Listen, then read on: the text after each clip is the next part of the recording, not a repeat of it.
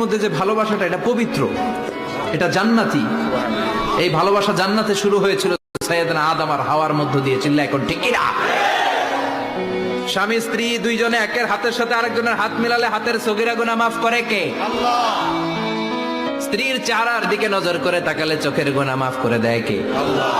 স্ত্রীর জন্য প্রতি মাসে যে খরচ দেন এই টাকাগুলো সদকা দেওয়ার সওয়াব আছে না নাই? আছে। স্ত্রীকে যে দামি দামি ভ্যানিটি ব্যাগ কিনে দেন এটা তো সওয়াব আছে না নাই? আছে। কক্সবাজারে ঘুরতে নিয়ে গেলে সওয়াব আছে না নাই? আছে। ফুল কিনে দিলে সওয়াব আছে না নাই? আছে। বিশ্বনবী এরকম স্ত্রীর সাথে খুনসুটি করতেন, ভালোবাসা করতেন। এটা হালাল, কিন্তু এটা জায়গা মতো না করে ভাবির লগে করলে মায়ের আছে না নাই? আছে। ভালোবাসার গান জায়গা মতো শোনাতে হবে।